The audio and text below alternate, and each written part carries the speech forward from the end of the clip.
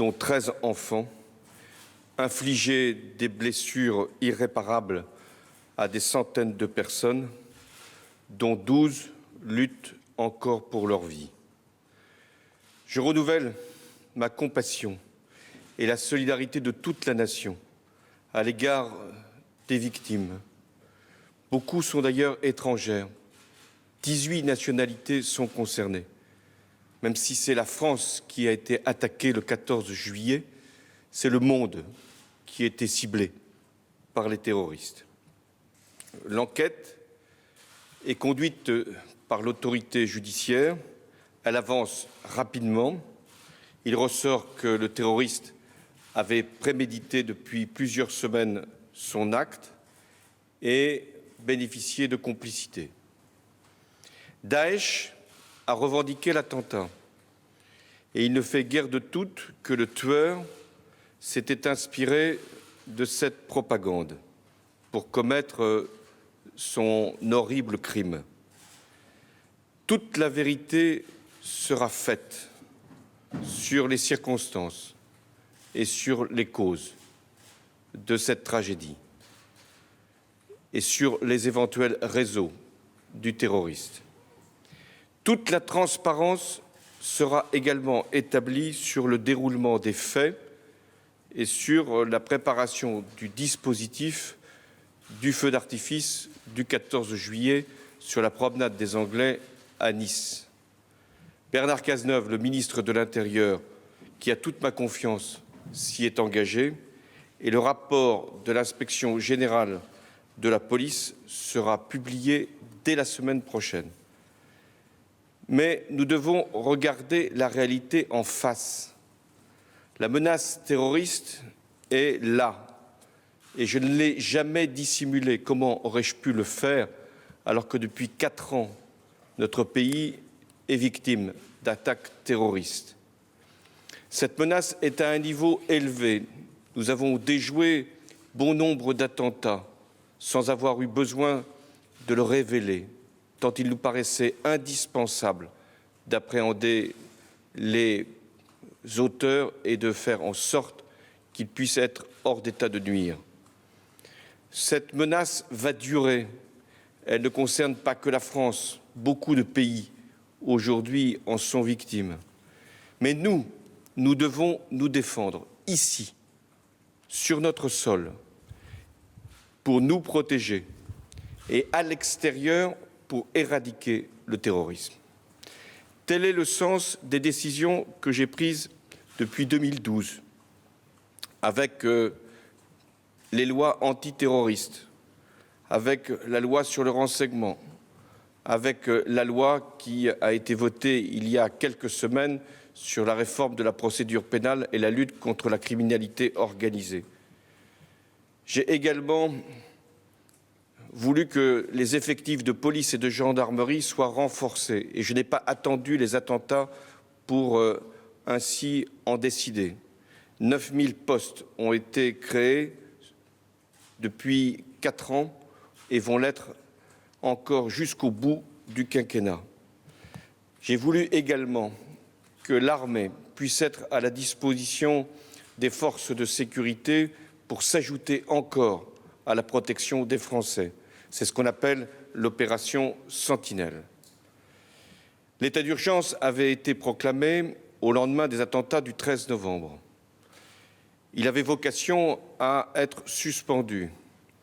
Dès lors que la menace, l'attentat de Nice a révélé qu'elle était à un niveau très élevé, l'état d'urgence a été prolongé de 6 mois.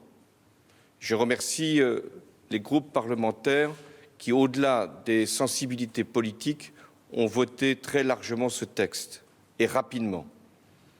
Il nous donne les moyens d'investigation et de perquisition en plus de ceux que les lois pénales prévoient.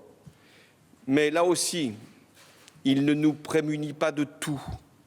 Aussi, j'ai décidé, avec le gouvernement de Manuel Valls, de porter pendant la période estivale à 10 000 le nombre de militaires pour protéger nos rassemblements festifs durant cette période, les événements populaires, les lieux de loisirs, bref, là où seront les Français et les nombreux touristes étrangers que nous devons accueillir. De même, j'ai fait appel à la réserve opérationnelle de la gendarmerie et de la police. 15 000 hommes et femmes seront mobilisés dès la fin de ce mois. Je dis bien dès la fin de ce mois, pour s'ajouter encore à notre mise en disponibilité opérationnelle sur tout le territoire des forces de sécurité. Nous allons même compléter ces moyens humains en faisant appel aux réservistes des armées, c'est-à-dire à des professionnels aguerris qui pourront, là encore, venir en soutien.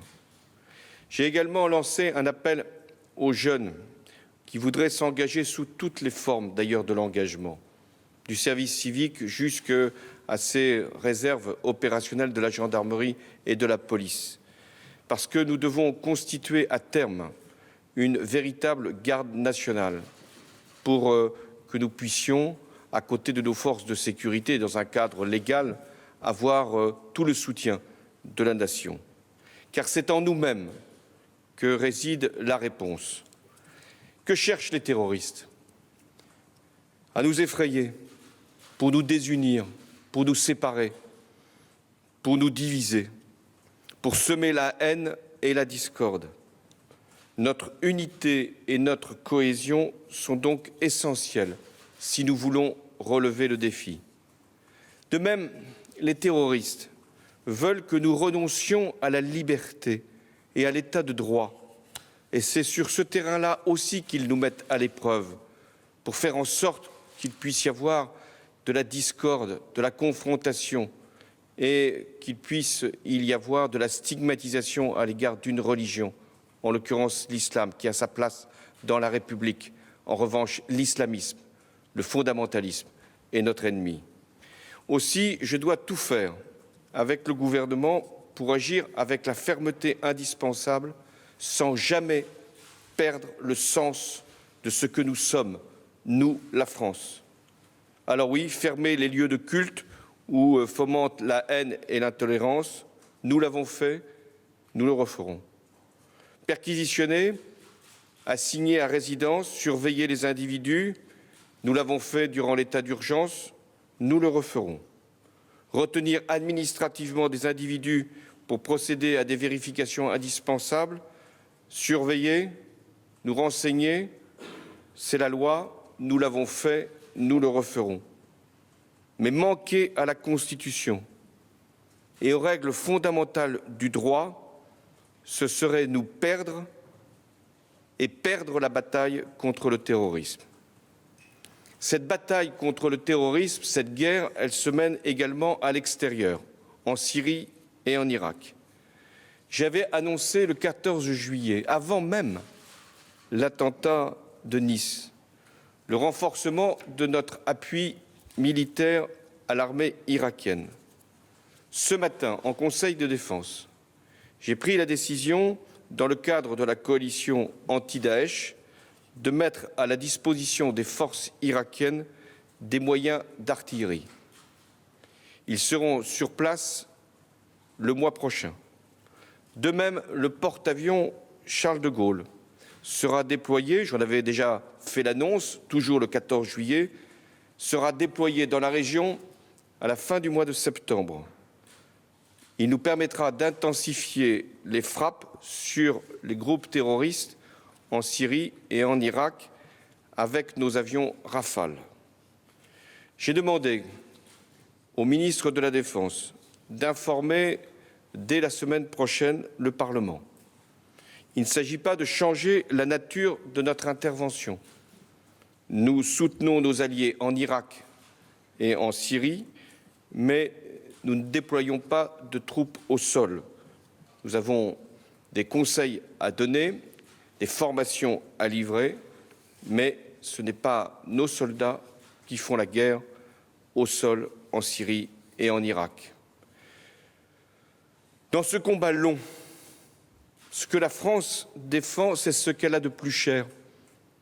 C'est ce qui la constitue, la liberté et la sécurité.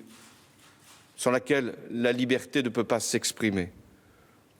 Nous savons que les risques existent, et ceux qui prétendent le contraire, ce sont eux qui prennent des risques devant la nation. Ces risques, nous devons les réduire, et je dois protéger tous les Français, mettre tous les moyens légaux, humains, à notre disposition pour assurer cette mission. Mais c'est notre confiance dans la République, dans l'idée même de la France, dans la cohésion nationale, qui nous permettra de l'emporter. Tel est le sens de l'appel que je veux lancer à tous les Français pour qu'ils fassent bloc dans cette période, pour qu'ils soient unis, pour qu'ils soient forts. C'est ainsi que nous remporterons la victoire. Merci.